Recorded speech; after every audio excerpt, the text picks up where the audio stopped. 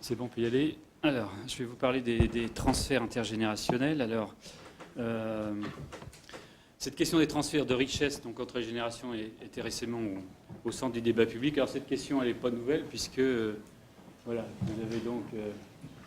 ça date du néolithique, puisqu'on s'est aperçu qu'avoir des parents riches et privilégiés importait même dans les néolithiques. Donc, à l'époque, il n'y avait pas l'INSEE ni les économies des inégalités pour mettre en évidence ce genre de choses. Mais enfin, bon, c'est quelque chose qui date pas d'hier. Alors...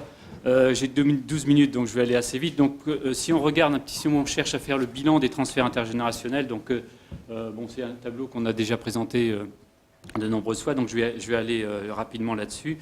Si on s'intéresse simplement aux transferts financiers, donc entre parents et enfants, entre parents et enfants, et si on différencie donc les transferts entre transferts publics et transferts privés, il y a deux chiffres qui, enfin, il y a un constat qui ressort, c'est que les transferts publics montent les générations, c'est-à-dire vont des jeunes vers les vieux, hein, et les transferts privés vont des vieux vers les jeunes. Alors si on essaie de quantifier un petit peu ces transferts, eh bien, si on sépare la population en deux générations, donc les moins de 60 ans et les plus de 60 ans, hein, donc les vieux d'un côté, les jeunes de l'autre, eh bien, on s'aperçoit que les flux financiers des jeunes vers les vieux, ça représente à peu près 20 points de PIB, je crois qu'on en a parlé tout à l'heure. Et de l'autre côté, c'est pareil, hein, les transferts publics qui vont des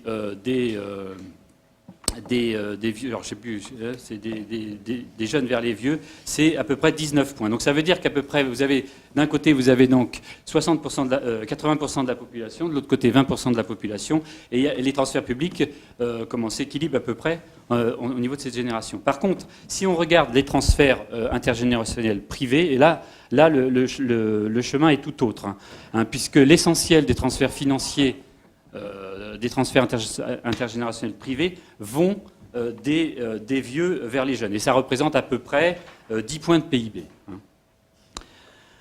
Alors, ces transferts donc, se sont accrus donc, ces dernières années, puisque dans les années 80, il y avait à peu près une succession sur deux qui faisait l'objet d'une déclaration de succession. Aujourd'hui, c'est à peu près 2 tiers. D'accord ? Donc, il y a eu un enrichissement de la population. À titre d'exemple, dans les années 2000, la succession moyenne était de l'ordre de 100 000 euros. En 2006, elle est de 175 000 euros. Donc, vous voyez, elle a augmenté donc, de 75%. Alors, ce qu'il faut dire, c'est que ça, c'est dû essentiellement à la hausse, donc à l'épargne, puisque bon, le taux d'épargne en France est très élevé, mais c'est aussi dû à la hausse des prix immobiliers. Donc, vous voyez déjà qu'apparaît aussi une certaine inégalité, puisque si vous avez de la chance d'hériter, c'est déjà une bonne chose. Et en plus, si vous avez de la chance d'être propriétaire, c'est encore une bonne chose. Donc, effectivement, là, on voit déjà une première inégalité se creuser entre les héritiers et les propriétaires. Alors, ce qu'il faut savoir, c'est que l'allongement de l'espérance de vie donc, a eu pour conséquence qu'on hérite de plus en plus tard. Donc, c'était 42 ans dans les années 80, c'est 50 ans aujourd'hui. Alors, la question qu'on peut se poser, et c'est l'objet du débat d'aujourd'hui, est-ce qu'il faut accélérer la mobilité du patrimoine entre les générations ? Alors, ça, c'est une question qui est intéressante. Alors, avant de l'aborder, il faut d'abord se poser 3 questions. La première, c'est est-ce utile et souhaitable pour l'économie qu'il y ait des transferts comme ça, qu'on accélère, qu'on favorise la mobilité du capital entre les générations. Donc ça, c'est la première chose. La seconde, c'est est-ce que les générations donc, qui sont susceptibles de transférer du capital à leurs enfants, est-ce qu'ils sont dans la capacité de le faire ? Donc est-ce que la richesse est concentrée donc, au sein des vieilles générations ? Et la troisième question, c'est de savoir comment s'y prendre, quoi. Alors, est-ce que c'est utile ? Est-ce que la mobilité du patrimoine entre générations est utile pour l'économie ? Alors, je vous rappelle que Groucho Marx, pas celui de la lutte des classes, disait que pourquoi devrais-je me soucier des générations futures qu'ont-elles jamais fait aujourd'hui pour moi ? C'est vrai que c'est une question qu'on peut se poser. Alors, ça peut apparaître iconoclaste aujourd'hui parce que bon, c'est quand même une période où on demande de plus en plus de choses à l'individu. de préparer sa retraite individuellement, de préparer sa santé, sa dépendance éventuelle, etc. Donc on fait appel à ce qu'on appelle à des politiques d'activation de l'individu, où donc on joue beaucoup sur la responsabilité individuelle de l'individu. Donc effectivement, si on dépouille, d'une certaine manière, si on dépouille les vieilles générations de leur patrimoine, ça peut peut-être ça peut être contre-productif, ça peut leur poser des problèmes dans un futur qui n'est pas forcément très lointain. Néanmoins, si on arrive à résoudre ce problème donc, du financement du vieillissement, on peut trouver donc certains arguments qui militent en faveur de la transmission rapide des patrimoines. Le premier, c'est que transférer du capital des vieux vers les jeunes, ça peut être économiquement utile, parce que ce qu'on peut montrer, c'est que les jeunes ont une appétence pour le risque qui est plus élevée. Donc ça veut dire que si on s'intéresse, si un des objectifs, on en a parlé tout à l'heure, c'est de diriger l'épargne vers des investissements productifs et de long terme, il vaut mieux que ce soit les jeunes qui épargnent, qui aient le plus d'épargne, qui aient le plus de patrimoine. Ça, c'est le premier argument. Le deuxième argument, c'était justement un des arguments qui avait été avancé pour justifier des donations de Sarkozy au milieu des années 2000, c'est qu'on suppose que les jeunes générations sont supposées donc plus consommatrices, plus dispendieuses, et donc ça peut servir donc à soutenir la croissance. Le troisième argument, c'est donc le fait que les jeunes qui sont donc en début de cycle de vie font face à des contraintes de liquidité, donc ils ne peuvent pas forcément accéder comme ils le veulent au marché du crédit, et que donc s'ils disposent d'un patrimoine plus conséquent, ça lèverait en quelque sorte, certaines barrières à l'emprunt. Enfin, le dernier argument, c'est donc l'argument d'inégalité, c'est-à-dire qu'il peut effectivement, on parle beaucoup des inégalités qui s'accroissent entre les générations, entre les jeunes et les vieux, donc il peut être utile et juste pour l'économie de réduire un petit peu ces inégalités entre les générations. Alors c'est dans une étude de Thomas Piketty. Si vous regardez donc les flux de l'héritage par rapport au revenu national, donc si vous étudiez ce rapport entre héritage et revenu national au cours du siècle dernier et même avant, donc on s'aperçoit effectivement qu'il y aurait un retour de l'importance de l'héritage qui aujourd'hui représente à peu près plus de 10% du revenu national. Donc, alors que dans les années 60-80, on était donc à la moitié de ce rapport. Donc il y a un retour, d'une certaine manière, il y a un retour, comme je disais tout à l'heure aussi, il y a un retour à l'héritage. Donc c'est peut-être donc d'une certaine manière à ce qu'on appelle donc une épargne qui est en quelque sorte imméritée. Alors, ça peut être intéressant aussi pour ce qu'on appelle pour réduire le gap intergénérationnel, puisqu'on a constaté que les inégalités, donc comme je disais tout à l'heure, les inégalités entre les générations ont tendance à augmenter. C'est-à-dire que si on regarde du côté des jeunes, eh bien, il y a un retard par rapport aux générations antérieures. Il y a un retard par rapport à un certain nombre de choses, c'est-à-dire on s'aperçoit que les salaires d'embauche sont plus faibles, l'insertion professionnelle est plus difficile, l'insertion familiale est plus difficile, les projets patrimoniaux, notamment l'accès à la propriété, sont retardés, etc. Donc on constate, c'est un constat qui est fait en général, c'est-à-dire que les jeunes générations donc, d'une certaine manière, ont une sorte de retard à l'allumage. Donc c'est ce qu'on appelle, les anglo-saxons appellent ça la Jinx génération, c'est-à-dire littéralement c'est la génération poissarde. Donc voilà, donc ce serait pour effectivement venir en aide à cette génération. Alors c'est vrai qu'un des outils, donc ça c'est dans le troisième aspect donc, de la question qu'on étudie ici, c'est donc savoir comment on peut accélérer les transferts entre générations, et c'est la solution, l'outil qui nous vient immédiatement à l'esprit, c'est donc l'outil fiscal. Mais avant de s'intéresser à cet outil fiscal, la question qui est intéressante, c'est de savoir pourquoi les gens transmettent un patrimoine, puisque la fiscalité ne vient qu'accentuer donc les transferts entre générations. Elle ne peut pas constituer un motif de transmission vis-à-vis des enfants.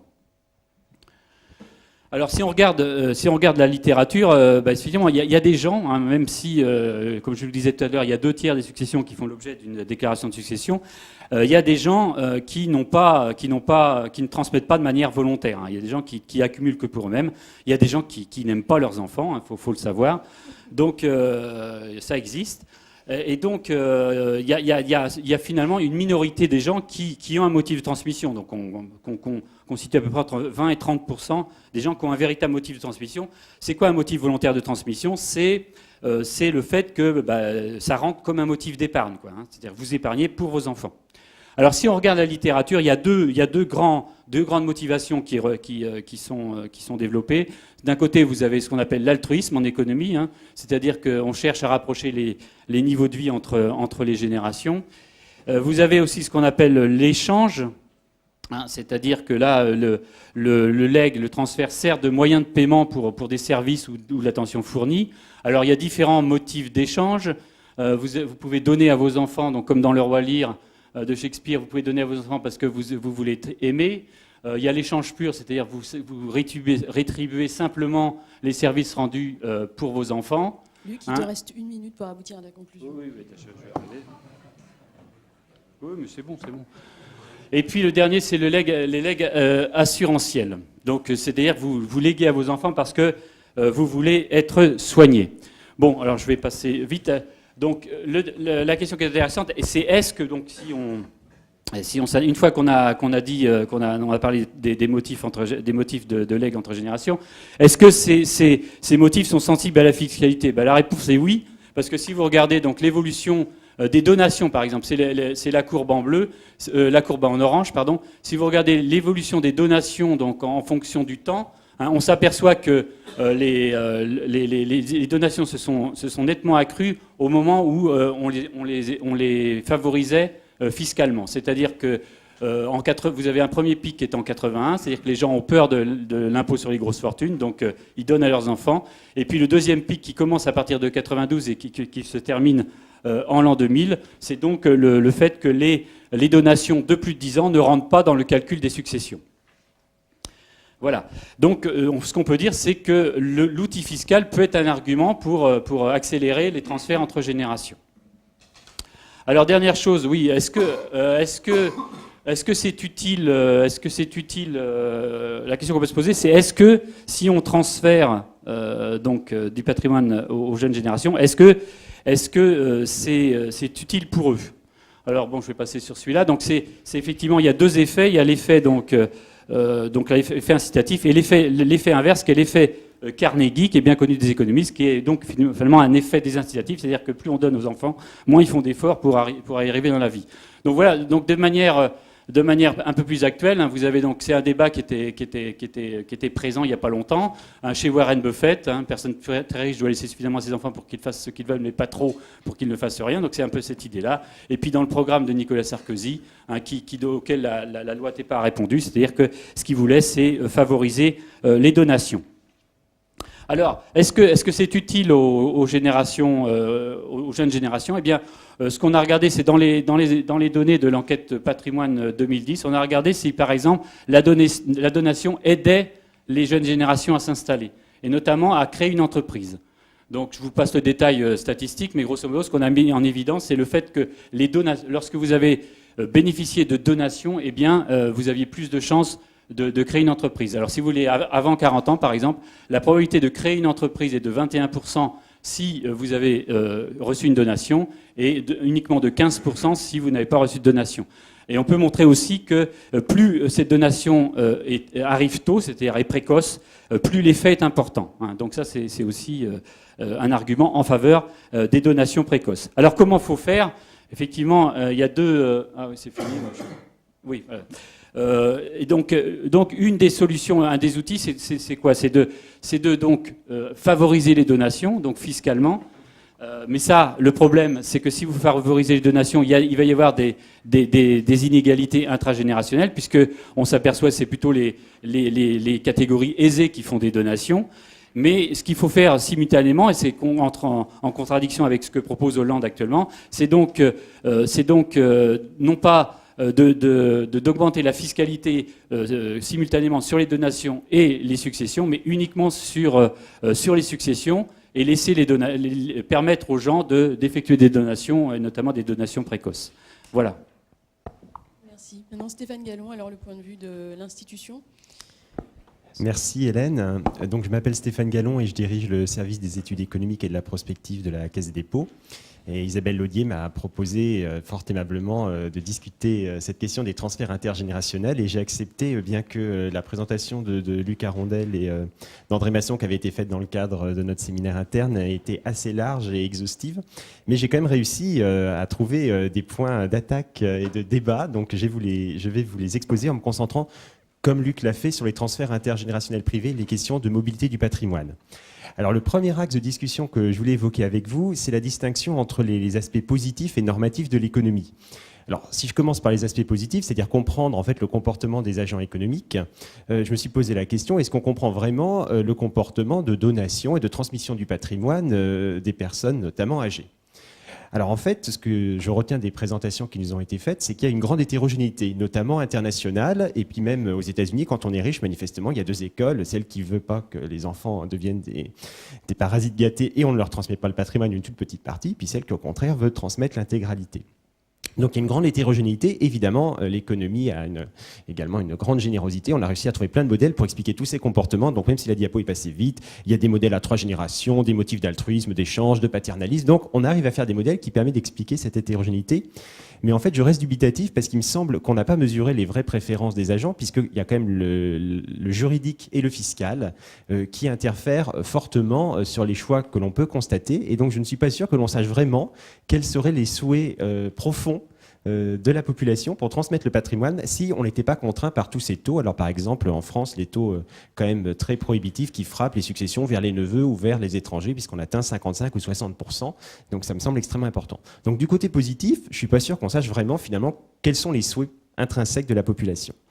Et après, il y a le côté normatif. Est-ce que l'État doit intervenir ? Donc, très clairement, la réponse qui a été apportée par Luc et André, c'est oui, l'État doit intervenir. Mais là aussi, j'ai essayé de montrer quels sont les éléments de débat. Est-ce que ça doit être pour des motifs d'efficacité ou d'équité ? Alors, en termes d'efficacité, on a l'impression que transmettre un patrimoine, finalement, c'est un jeu à somme nulle, puisqu'il y a un patrimoine qui part chez un agent qui arrive chez l'autre. On n'est pas totalement sûr que ça change grand-chose à l'efficacité économique. Alors, on a trouvé des arguments, certains microéconomiques, d'autres macroéconomiques, et je voudrais montrer en quoi ils peuvent être contestables. Les arguments macroéconomiques, il y a par exemple le fait que les jeunes consommeraient plus du patrimoine qui leur est transmis par rapport aux aînés. Alors, Jean-Hervé Lorenzi l'a rappelé, la croissance à long terme, qui est quand même le sujet qui nous intéresse le plus à la Caisse des dépôts, ce sont les gains de productivité. Je ne vois pas trop comment la productivité des facteurs de production va être altérée par des mécanismes de transmission de patrimoine, ou alors peut-être uniquement si ce qu'on transfère, c'est des entreprises et que les héritiers savent mieux les gérer. Bon, peut-être, mais c'est un argument sans doute de second rang. Et puis, il y a des arguments plus microéconomiques où on met en avant effectivement le fait qu'il y a plein de problèmes de liquidité et de financement qui frappent les jeunes générations. Mais alors là, on pourrait se dire que la meilleure manière de résoudre ces problèmes, c'est peut-être d'attaquer directement le fonctionnement des marchés financiers et de la liquidité plutôt que de vouloir jouer avec un instrument indirect qui est la transmission du patrimoine. Par ailleurs, on retrouve parfois des arguments du type il faut que les jeunes soient propriétaires de leur logement. Alors, moi, je fais pas partie de la génération Poissard, je suis passé juste avant, mais effectivement, quand je parle avec des gens un peu plus jeunes, il y a un fort problème d'accession à la propriété, mais peut-être que c'est que conjoncturel. Alors, parce qu'on sait qu'il y a une forte envolée des prix de l'immobilier en France, peut-être que ça va redescendre, et dans ce cas, peut-être qu'il ne faut pas modifier tout notre régime uniquement pour un problème qui ne pourrait être que ponctuel. Alors ça, c'était pour les arguments d'efficacité. Puis il y a les arguments d'équité. Alors là, j'y crois nettement plus. Mais ces arguments d'équité, finalement, on peut peut-être les traiter par la fiscalité générale du patrimoine et des revenus. Est-ce qu'on a besoin de faire des mécanismes spécifiques sur la transmission du patrimoine ? Je n'en suis pas totalement convaincu pour le moment. Alors ce qui est sûr, c'est qu'on ne part pas de zéro en France. Il y a plein de systèmes fiscaux et de juridiques qui contraignent la transmission du patrimoine. Et c'est vrai qu'en tant qu'économiste, quand je regarde ce qui existe, j'ai du mal à comprendre quelle est la logique. C'est tant est qu'il y en ait une. Je pense qu'il y a eu un empilement de tout un tas de réglementations et de régimes fiscaux. Ce qui est sûr, c'est que taxer à 55% les héritages vers les neveux et 60% pour les étrangers, il n'y a pas de modèle économique, je pense, qui disent que ce sont les taux de taxation optimaux pour la société. Et à mon avis, ce ne sont pas du tout les taux les meilleurs. Donc il est légitime, je pense, de se poser des questions et de vouloir en tout cas réformer ce qui existe malgré tout ce que j'ai dit précédemment. Alors, quand on parle du patrimoine, un des éléments importants à prendre en compte, c'est que, d'après ce que je sais, 80% du patrimoine, en fait, c'est d'immobilier. Et du coup, l'augmentation des volumes transmis, de la valeur de ce qui est transmis, c'est certainement lié à l'envolée qu'on a eu en France des prix de l'immobilier, ce qui renvoie à une de mes remarques précédentes. Et ce qui me semble peut-être le plus intéressant, c'est de réfléchir aux 20% qui restent, qui sont quand même qui relèvent du patrimoine productif. Et là, il y a peut-être davantage de questions à se poser. Alors, l'avis de la Caisse des dépôts, c'est qu'il y a des vrais problèmes sur la transmission du patrimoine productif. Donc, on a notamment une filiale Calium qui fait du capital transmission. Et souvent, on se rend compte qu'il y a des difficultés pour transmettre notamment des entreprises familiales. Et là, je pense que les arguments d'efficacité sont peut-être plus importants. Dans ces situations-là, les problèmes sont sans doute beaucoup plus importants.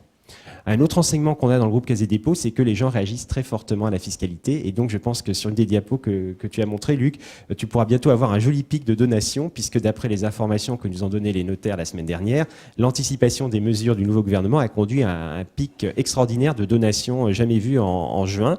Donc, nul doute qu'on dispose là d'un outil pour agir, puisque manifestement, la population réagit vraiment beaucoup. Alors, en conclusion, puisque les recommandations sont quand même essentiellement de nature fiscale, moi j'aime bien revenir à ce qu'on demande à la fiscalité par principe. Alors, les budgétaires qui ont un grand pouvoir actuellement, vu l'état des finances publiques, vont nous dire que ce qu'ils veulent, c'est du rendement. La fiscalité du patrimoine, ce qui est des transmissions, ce qui les intéresse sans doute, c'est de dégager des recettes budgétaires pour l'État. Alors, si on veut faire ça, il faut taxer une assiette large, non délocalisable, et c'est vrai qu'on se dit que l'immobilier est potentiellement un bon candidat. D'ailleurs, quand on lit les rapports de l'OCDE sur la France, une des recommandations, c'est d'augmenter les impôts fonciers. Donc, je ne sais pas si ça peut rentrer dans une logique d'ensemble du mouvement du patrimoine en France, mais en tout cas, c'est certainement une piste qui va être exploitée. Le deuxième axe qu'on peut demander à la fiscalité, et ça c'est les économistes plutôt qui aiment ça, c'est orienter les comportements.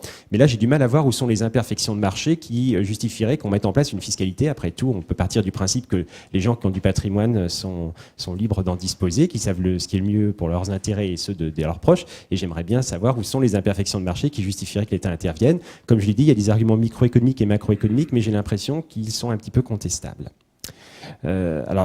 Le troisième argument pour la fiscalité, c'est de faire de la redistribution. Donc il ne s'agit pas pour l'État de récupérer des sommes pour le budget de l'État, mais juste de rendre la situation plus équitable et acceptable pour la société. Mais du coup, les inégalités de patrimoine entre générations rentrent dans le cadre plus général des inégalités de patrimoine. Et est-ce qu'on ne peut pas régler ça tout simplement avec la fiscalité générale du patrimoine et donc taxer les riches? Ce sont peut-être les plus vieux qui sont les plus riches, mais en tout cas, on ne cible pas spécialement la fiscalité sur une tranche de la population par son âge pour redistribuer éventuellement vers les générations les plus jeunes. Alors, en conclusion de tout ça, moi, il me semble que l'un des problèmes qu'on n'a peut-être pas assez abordé dans le cadre de nos travaux communs, et qui est peut-être celui qu'à l'intérieur du groupe Caisse des dépôts, on sent assez prégnant, c'est cette question quand même de transmission du patrimoine productif, avec notamment en France des entreprises familiales. Et là, on sait qu'il peut y avoir des véritables problèmes, et notamment des reprises qui ne se font pas très bien, ou qui se font avec des pertes de contrôle qui partent vers l'étranger. Et donc ça, c'est peut-être un point je ne pense pas qu'on ait de réponse pour le moment, mais qu'on pourrait essayer d'approfondir dans un deuxième temps. Donc ça conclut ma discussion, et je passe la parole, je pense, à mon voisin qui est à gauche. Donc Charles-François Wolf, François-Charles Wolf. Peut-être que Luc aura aussi des éléments de précision à apporter tout à l'heure. Et juste après, François-Charles. Est-ce qu'il est possible d'envoyer le PowerPoint, s'il vous plaît?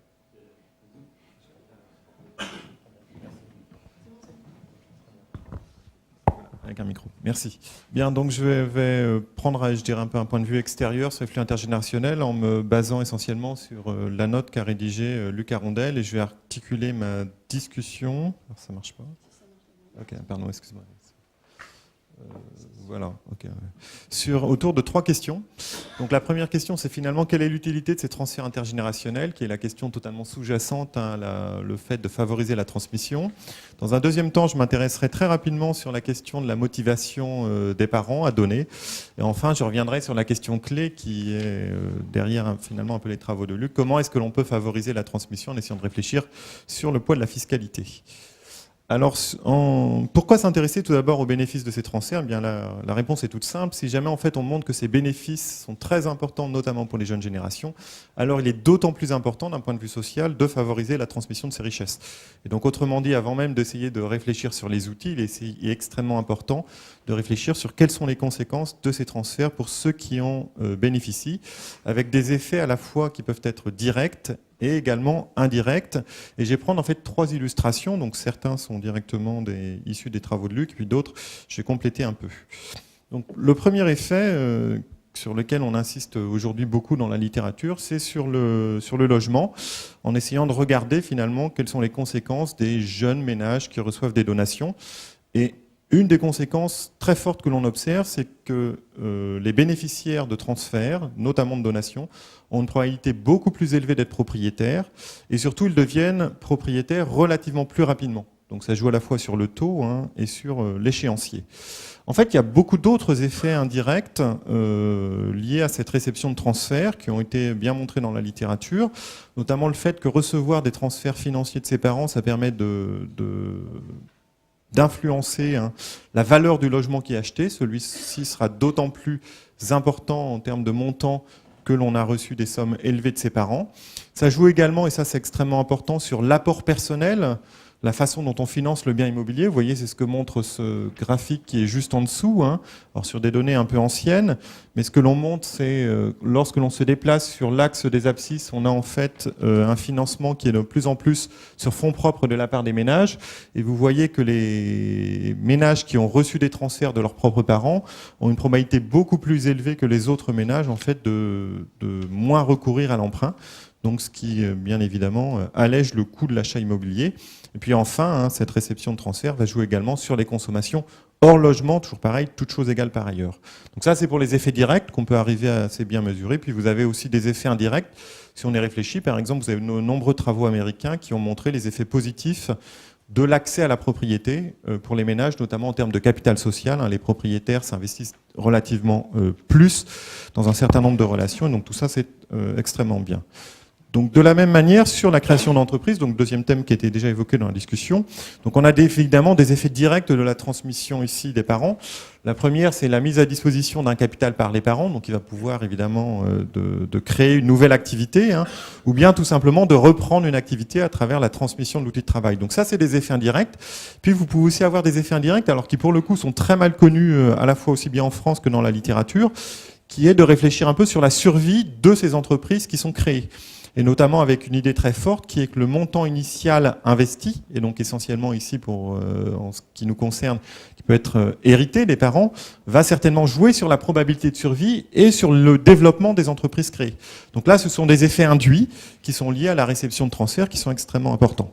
Enfin, alors puisque Luc avait uniquement axé sa présentation sur des transferts financiers, vous avez également dans les transferts intergénérationnels des flux non financiers qui peuvent avoir des effets extrêmement importants et sur le marché du travail directement. Et donc ça, c'est dans les travaux que j'ai eu l'occasion de faire. On s'est intéressé en fait à la garde des petits-enfants.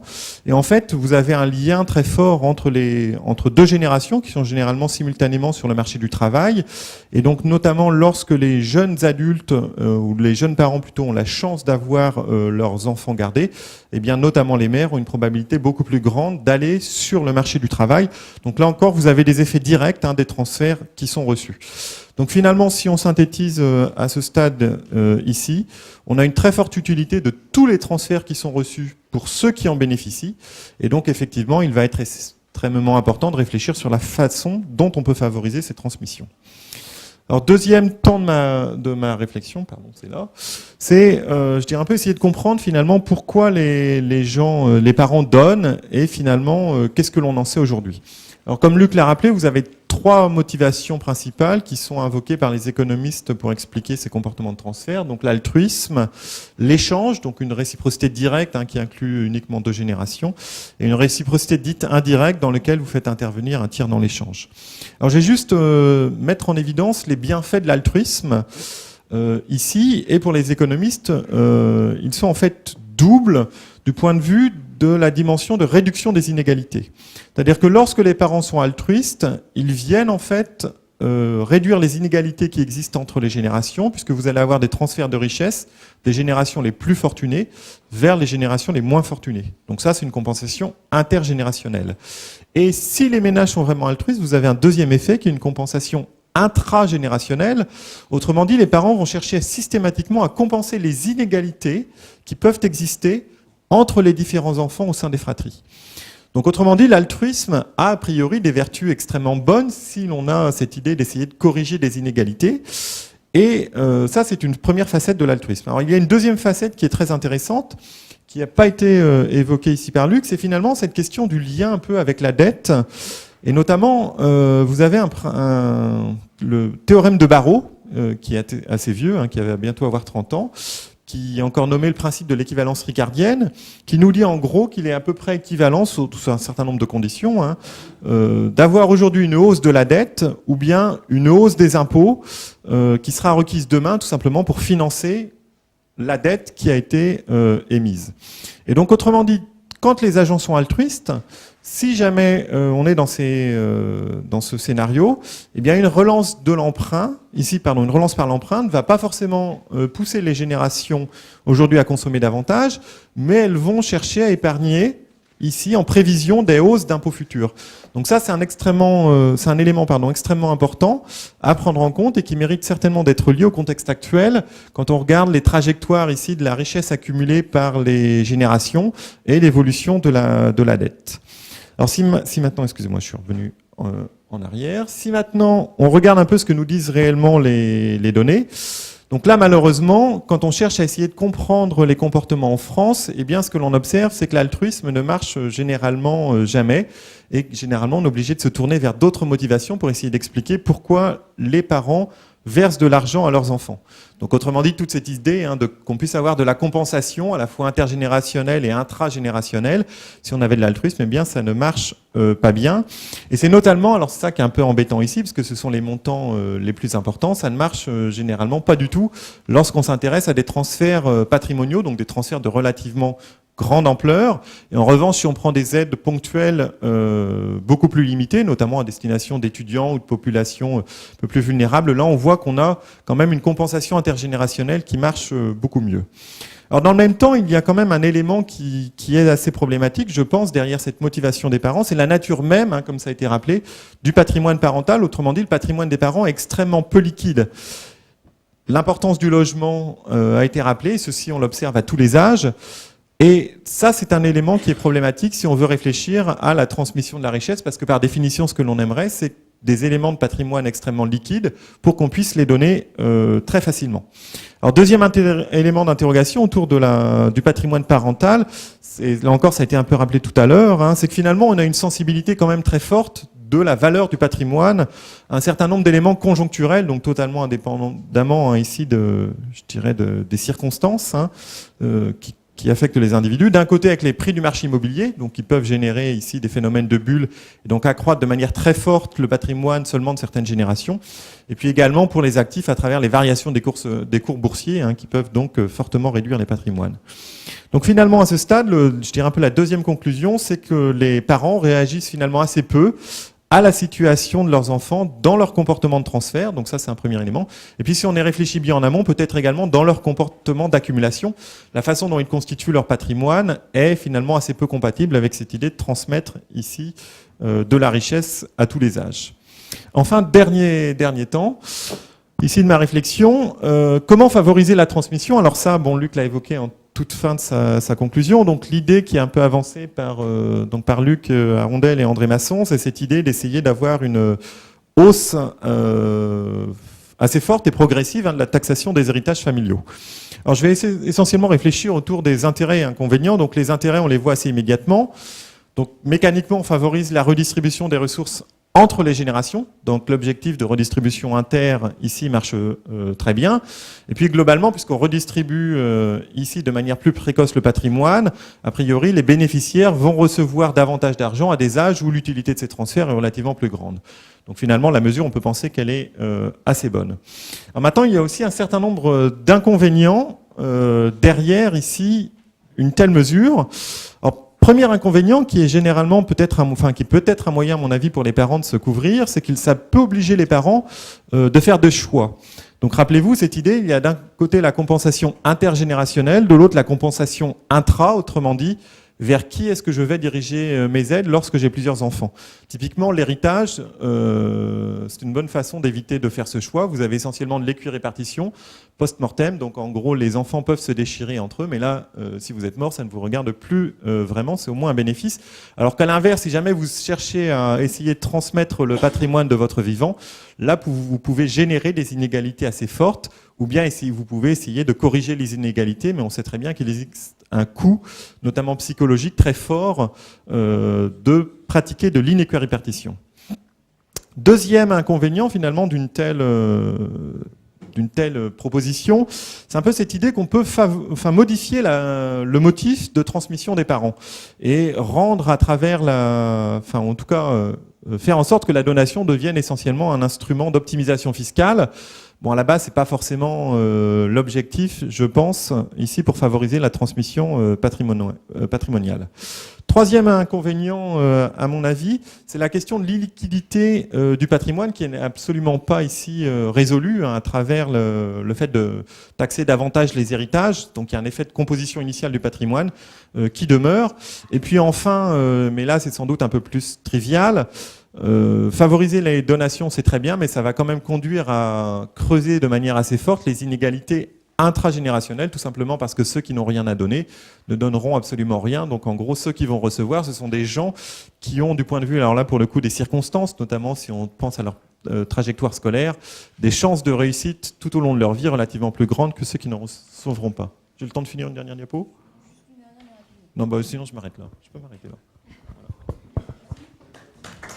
Merci.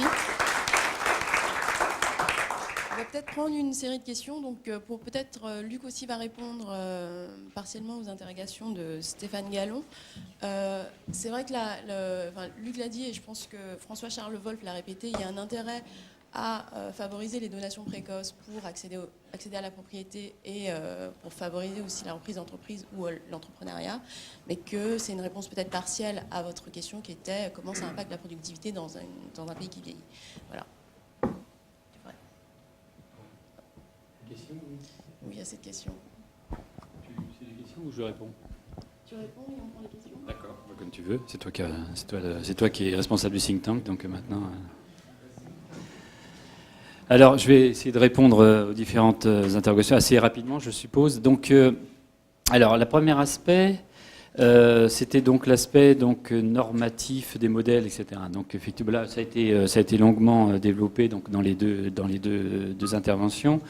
Effectivement, la fiscalité, mais il n'y a pas uniquement la fiscalité, hein, il y a aussi le code civil. Hein, donc, effectivement, il y a une législation assez lourde sur les transmissions. Qui font qu'on ne peut pas faire ce qu'on veut. Hein. Donc, vous avez la réserve, vous avez les quotités disponibles. Donc, à la limite, là où s'expriment le plus les motivations, c'est sur ce qu'on appelle la quotité disponible, qu'on peut donner à qui on veut et comme on veut, etc. Et c'est vrai que quand on regarde les faits, les données, eh bien, finalement, il y a assez peu de gens. Il y a assez peu de gens qui font des partages inégalitaires entre les enfants, par exemple. Et en plus, pas forcément pour les motifs qui sont avancés par les économistes. Donc, il y a à peu près 10% des gens qui font des partages inégalitaires, ce qui veut dire que, effectivement, ce qu'on peut dire, c'est simplement, c'est que lorsqu'il y a un partage inégalitaire, vous pouvez répondre, c'est surtout le fait des donations et non pas des successions.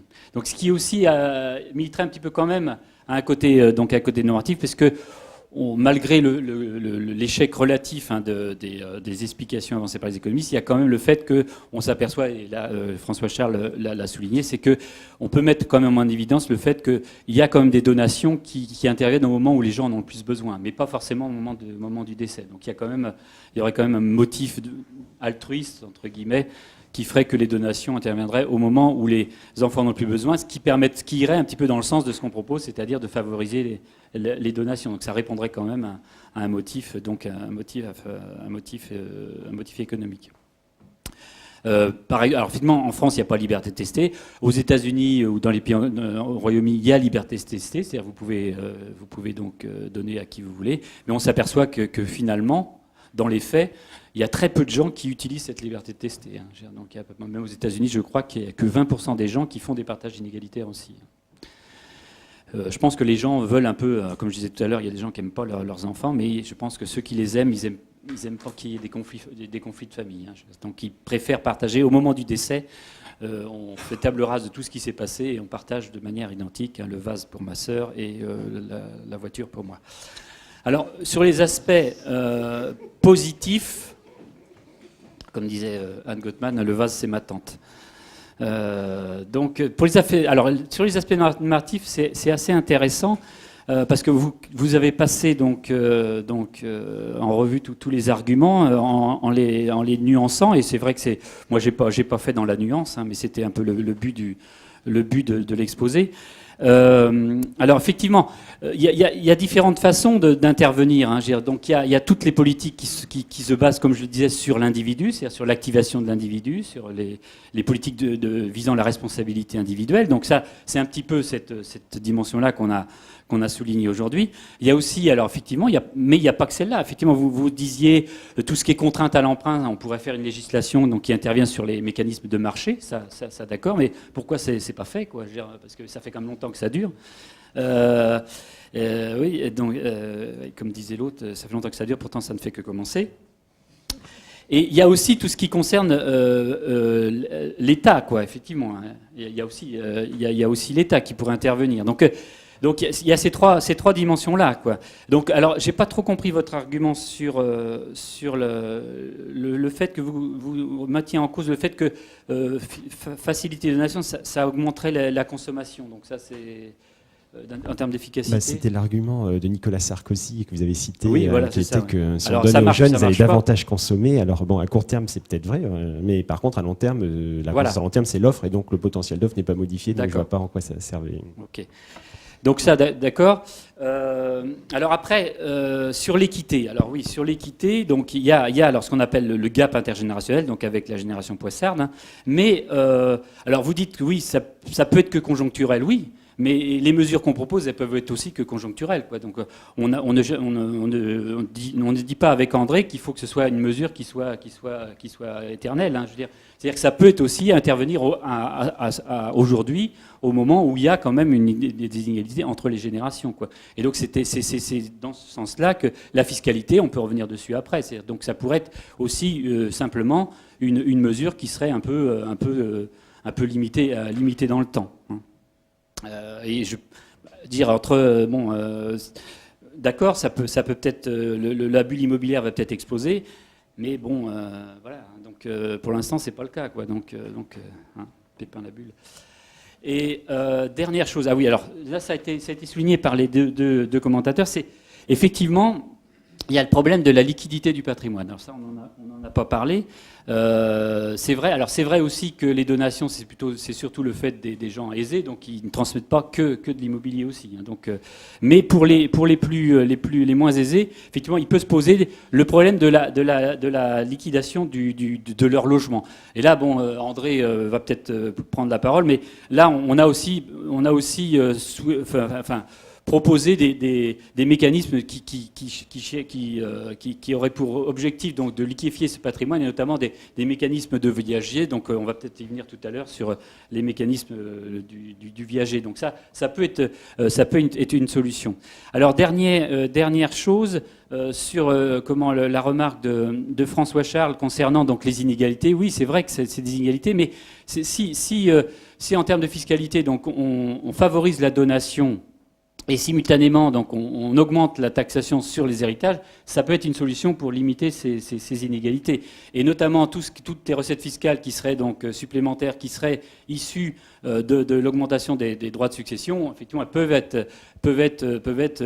être donc utilisées pour réduire ces inégalités au sein d'une même génération. Voilà. On va peut-être prendre une question. André, peut-être la dame au premier rang avant.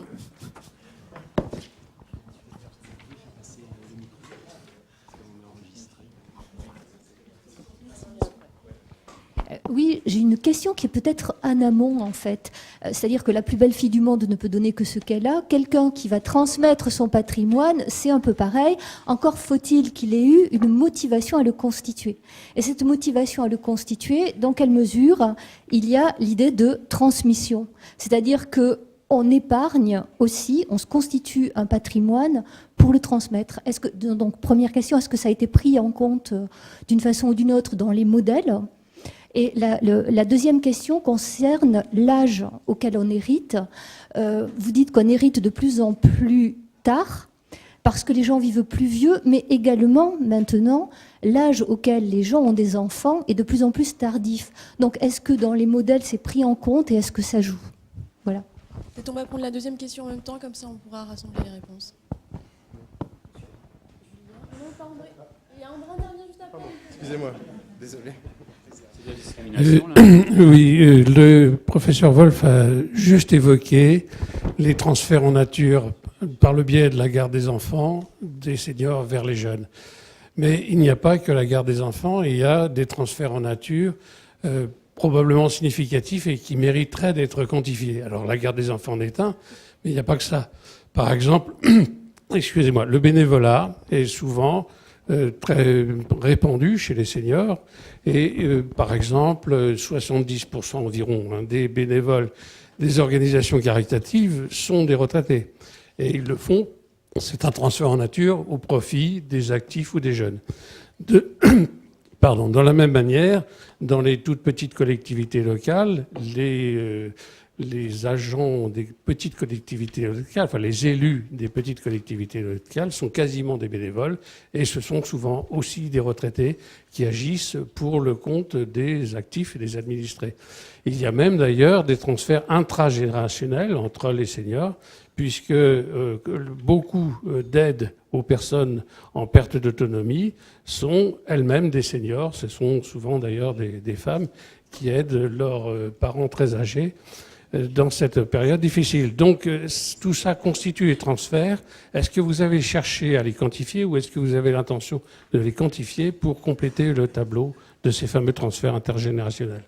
Peut-être Luc peut répondre sur les motifs de transmission et Charles-François Bah, Charles, sur les- je tourne tout le temps. Sur les motifs, bien entendu, ce que j'avais présenté, c'est vrai que le motif de transmission, je vous l'ai dit tout à l'heure, c'est pas forcément, il n'est pas généralisé dans toute la population. Donc, effectivement, ça rentre en. C'est-à-dire que la fiscalité, normalement, l'incitation fiscale, elle vient après les motivations, forcément. Hein. C'est-à-dire que là, donc ça jouera. Si vous n'avez pas envie de donner à vos enfants, c'est pas une mesure fiscale qui va faire que vous allez donner davantage. Dans ce qu'on a donné tout à l'heure, c'est-à-dire dans le cas du legs involontaire, le legs accidentel, c'est-à-dire l'épargne que vous accumulez uniquement pour vous, une incitation fiscale sur les donations va pas faire que vous allez donner davantage, même si vous avez des enfants. Quoi. Donc, évidemment, c'est dans ce sens-là. C'est-à-dire que c'est pour dire que l'incitation fiscale, elle est en aval et non pas en amont des motivations. Quoi. Donc, elle vient après. Alors, concernant votre deuxième remarque sur oui, on hérite de plus en plus tard, mais c'est de plus en plus tard, mais c'est à 50 ans, quoi. Donc même si vous avez vos enfants plus tard, ce sera un peu pareil, quoi. Donc c'est-à-dire le fait que bon, ça se décale, quoi. Donc on hérite à un moment où on n'en a pas forcément besoin, quoi. Ben voilà, donc c'est dans ce sens-là que accélérer donc la transmission pourrait être plus utile, quoi. Alors ça c'est une autre question, c'est-à-dire est-ce qu'il faut sauter une génération comme un saute-mouton, je sais pas, mais bon. Peut-être François Charles peut peut-être répondre sur la deuxième partie sur tout ce qui est transferts familiaux hors finances. Oui, alors c'est une excellente remarque en fait, hein. C'est-à-dire qu'on a tendance à axer la présentation sur les transferts financiers tout simplement parce qu'ils ont une valeur monétaire directe que l'on sait quantifier. Et les transferts évidemment non monétaires, on a beaucoup plus de mal ici. Alors j'aimerais juste faire deux commentaires. Le premier, c'est qu'en fait il y a une différence fondamentale entre les transferts monétaires et non monétaires, c'est déjà leur sens de circulation. Donc les transferts monétaires pour l'essentiel, privés en tout cas, hein, ils descendent complètement les générations. Alors parfois ils les sautent, mais généralement c'est de génération en génération. Et en gros, les rapports que l'on a sur les transferts, ça va montrer que 90% de la richesse descend les générations, en gros 10% la remonte. Donc sur les transferts en temps, effectivement, là on a des flux qui sont bilatéraux, c'est-à-dire qu'il y a à la fois montée, descendent les générations. Donc ce que vous citiez tout à l'heure, hein, le cas de l'aide à la dépendance, c'est tout à fait exact. Ce sont des aides qui peuvent être extrêmement importantes, donc qui vont être apportées par des personnes qui ont entre 50 et 60 ans vers leurs parents très âgés. Et là encore, vous retrouvez des implications très fortes pour le coup en termes de participation sur le marché du travail. Si vous avez des parents très âgés, si vous avez assez peu de moyens, il peut être préférable financièrement de sortir du marché du travail pour s'occuper de ses parents âgés. Bon, alors tout ça, donc ça c'est le premier élément. Effectivement, ces transferts, on les prend en compte, on les étudie, mais évidemment, on est toujours toujours confronté à cette question de la valeur monétaire. Hein. Alors deuxième point maintenant sur la question de la valorisation monétaire, et là je vais venir sur la question du bénévolat. Alors en fait le chercheur, et c'est ça son problème, il est totalement confronté à la qualité des données dont il dispose.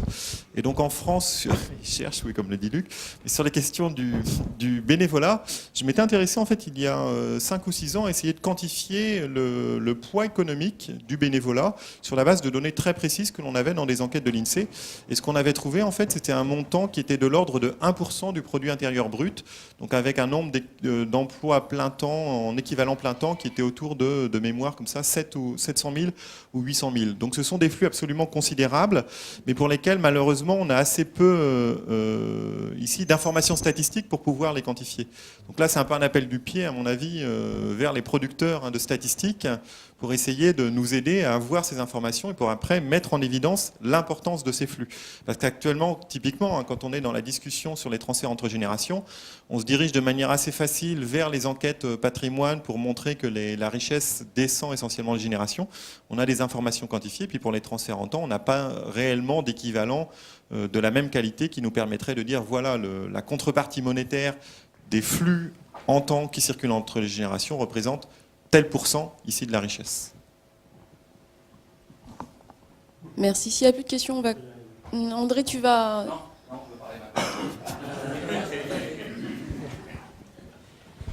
Non, alors pour répondre à certaines questions dans la ligne de Luc, la première chose sur l'altruisme. Alors l'altruisme, c'est important puisque ça fait que vous taxez par l'héritage quelque chose qui relève de la morale familiale. Je me sacrifie pour mes enfants.